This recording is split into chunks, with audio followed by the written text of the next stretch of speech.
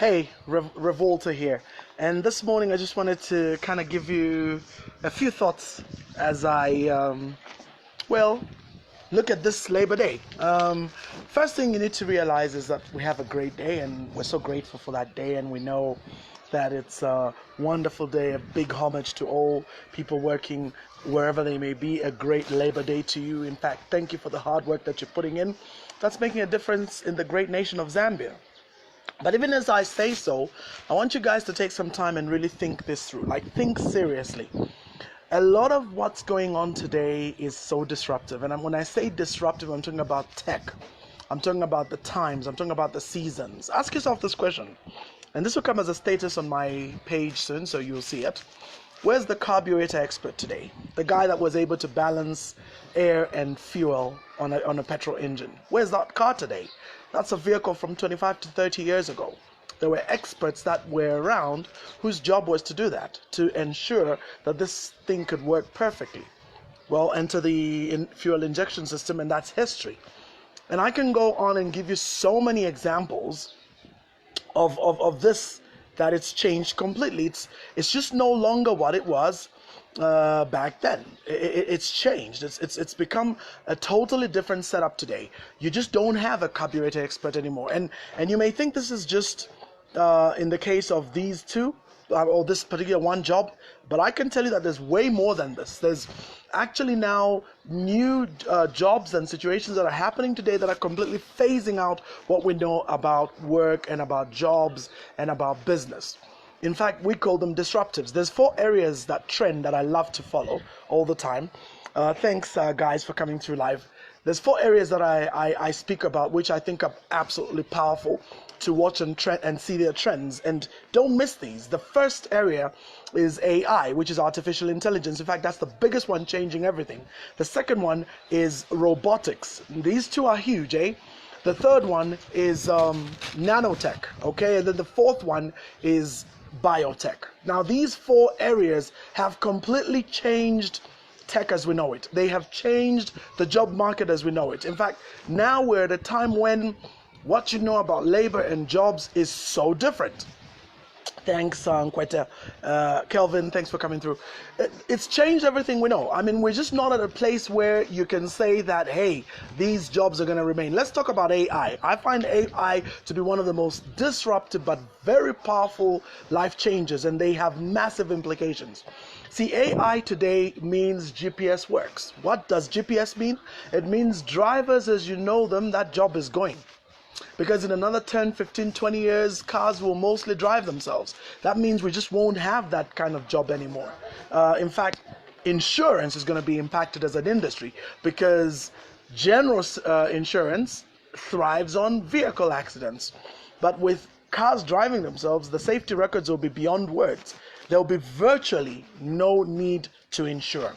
There's so many areas that are going to be disrupted in that space alone. And I could go on and name so many areas. Let's talk about accountancy. That's a popular one. We have institutions that are churning out large number of accountants today as degree holders. But I can tell you, if all you do is have accountancy, your days are numbered, for the simple reason that the programming that's coming out today, the software that's coming out to do accounts today is phenomenal.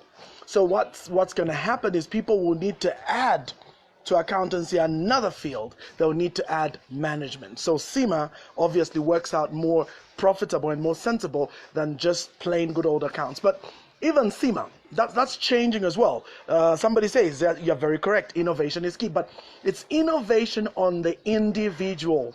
On us, on me and you watching this. We need to find a way to move away from the traditional job as we know it. In fact, the Chinese are very interesting because a couple of years back, I was aware that a number of them were conducting interviews. And as they were conducting interviews, they kept asking everybody, what do you do? One would say, I'm a machinist. What do you do? Well, I'm a piper. What do you do? Well, I'm an electrician. And then, the Chinese would quip back with their typical Chinese statement to say, but why you do one job only? In China, we do 5 a job. You see? 5 jobs.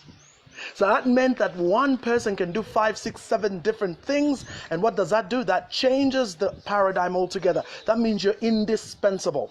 So what I'm trying to say is that today AI and robotics are going to be taking over so much. I think most of you are already aware. If you look at the banks, we've got automatic tellering machines. What does that mean? That means that the days of tellers are numbered. So if you're a teller inside the bank, you got to have like multiple skills, because if all you do is just focus on that one job is shrinking every single day. Branches are changing. Banks are employing less people to do the same work. Automated banking is changing the game as we know it. In fact, I can tell you very, very soon, in another 10 years, we'll just have branches you walk into and everything is automated. I mean everything. You just press numbers, press details, and it does it for you. And you only speak to people that you need to speak to who are not even in the branch, they are virtually elsewhere. And this means that even the idea of localized jobs is going away. That means you can be in Mwinilunga and you can be working in Lusaka virtually and doing your job and finishing it and handing your work over, and it won't need you to be physically there. That means this idea of geographical jobs, physical jobs, that's history. So why am I speaking about all this on Labor Day? I'm basically trying to encourage people to think fourth dimensionally, to realize that jobs as we know them are going to change. Now, it's not all bad news. The good news is that every time an old job got phased, I mean, think about it. Where's the lift operator today? Do you know that lift operators, that was a job some 50 years ago? There was a person called a lift operator. Well, lift operators aren't there anymore. Why are they not there anymore? Because, well, everybody can press numbers, not so. So things have changed. But then the beauty about life is that with every phasing job comes new requirements.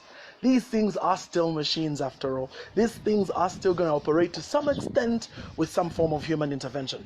So what that then means is that you will still need somebody to operate these things.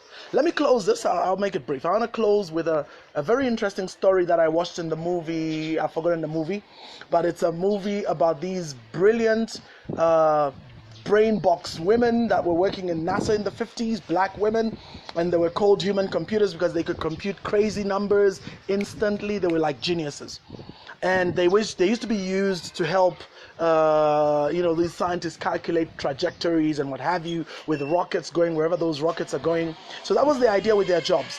But then there was this new innovation in the house called an IBM computer.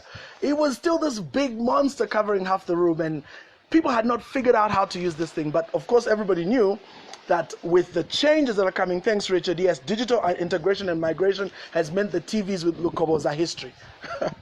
They are not there anymore, and people to fix those things is like a dying breed. Anyway, back to my point. So these ladies were really big on being able to calculate real quick, but the challenge was that this computer that was being worked on was going to take over everything. So what did the smart women do? Very smart women. What they did immediately was to actually begin working on how to program the computer. I found that amazing. So by the time these big brains at NASA figured out how to operate this IBM machine back in the early 60s, the women had learned how to program the darn thing.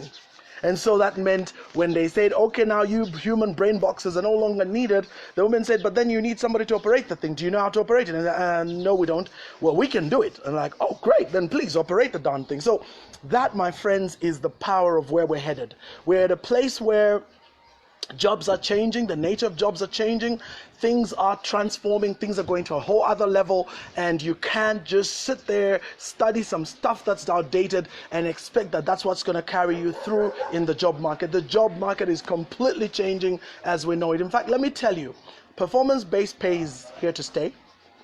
Innovation based on hourly wage is here to stay. The whole idea of one person doing 50 things is here. So every one of you, it's not just about going to school and getting degrees, but it's getting certification. Let me close with this little statement. It is amazing how you can go and study an ICT degree only to come and be supervised by an individual that actually is certified Cisco engineer, certified Microsoft engineer. and they will work over you. You will report to them, because Cisco is not interested in somebody that's not certified. This, my friends, is the secret of what's going on today. So it's not just about going and getting a degree or a master's. It's about asking yourself, where am I operating? How can I be more relevant with equipment or situations or management strategies that are going to be relevant to the day and time?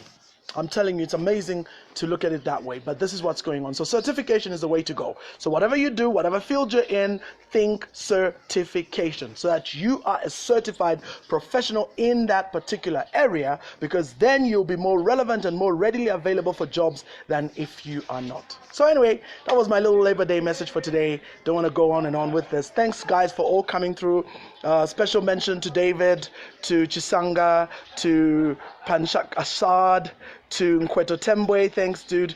So Kuni, my brother, Lufeo Sakala, David Kalale Mantel, Anania Musonda, Vernon Mainza Shivantu, Vernon, Brian Michello, Musole Sali Kumbi, Richard Mwemba, Justice Kusiluka, long time, Kaluva Aubrey Musonda, Bashi Twin, Richard Mwemba, Daniel Mwewa, Francis Mwangi. Oh, it's a big list. Thanks everybody for coming through, and Elijah and Malawa, thanks for coming through at the end. So enjoy this, share it with a number of other people. Just let them know that Labor Day is a great day, but let's think innovation. Let's go beyond thinking of just where we are and thinking that what we have is enough. And don't just study degrees for the sake of degrees, but think certification, because that's what's going to make a difference for you. Have a great day. God bless.